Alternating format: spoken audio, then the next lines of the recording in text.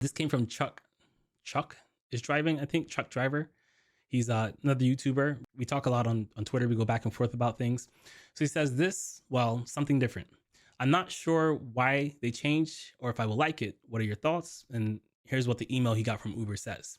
He said, it says, weekend quests are now Thursday through Saturday and are in line with peak demand. It says, hi, Charles. You've been selected to participate in a new quest schedule. Here's what you need to know. Weekday quests now start from Sunday from 4 a.m. through Thursday at 4 a.m.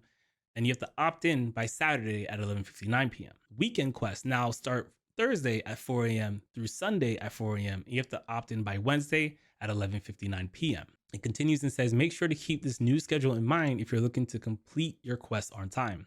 How do I feel about this? My initial response was, I think that it's great. If I could start my weekend quest on a Thursday and it ended Saturday, I think I'd be more likely to hit it than if it starts on Friday and ends on Sunday, because Sunday is typically a slower day in my market. I can make good money on a Sunday, but if we're talking about per ride, how many rides I can take per hour, most of the rides on a Sunday, especially Sunday morning, is airport rides. Those are longer rides. They pay very well. If you can get bonuses on top of them, they pay well. But if I'm trying to do a ride challenge where I have to focus on how much rides I make per hour instead of how much dollars I make per hour, I'd rather do Thursday through Saturday, because Thursday is like pre-Friday in my market.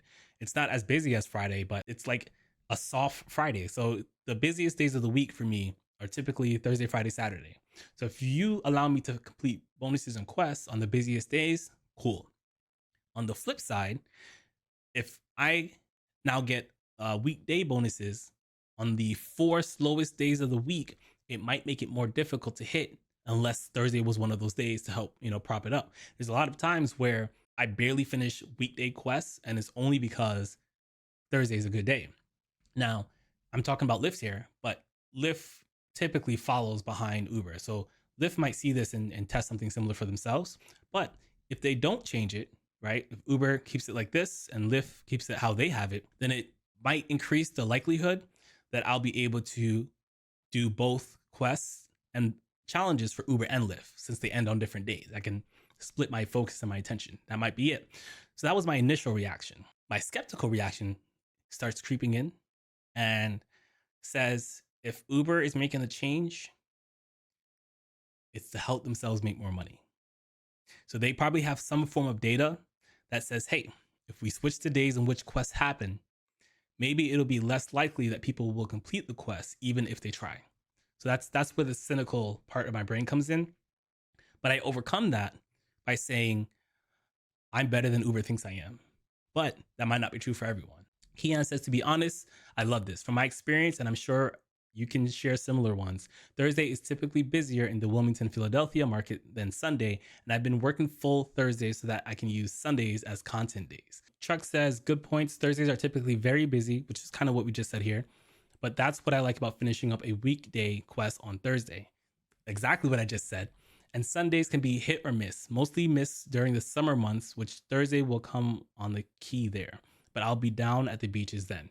So he's saying what I'm saying, where having one busy day during the weekday to complete your quests helps you to complete your quests. Uber might turn around and give like crazy quests now because they're expecting Thursday, Friday, Saturday to be, high volume days. It's all going to come down to what the rides look like how many rides are they expecting us to do versus how much money are they going to give to us as a result, whether or not we can accomplish it or not. The gig economy says, I'd be super thankful if that worked in your favor because there's a 100% chance it won't in most cities. He's kind of cynical. He's appealing to the cynical part of my brain. He says, Uber isn't going to change the game unless it works in their favor. Keep in mind, they have all the data. I just said this. Twitter/X is one of my favorite places to talk to rideshare drivers, just because I feel like they put more effort into thinking. No offense against you guys, but if you guys check out some of the comments on some of my videos, it can get real nasty, get real negative. And, but I know when I'm here, I'm talking to people who are willing to think things through and not be too concerned with being right. Like when we're talking here, it's all about it's like we're all theorizing about what things could be, in a respectful way. So if you think that's the kind of person you are, make sure you follow me on X, Tristan Thomas YT.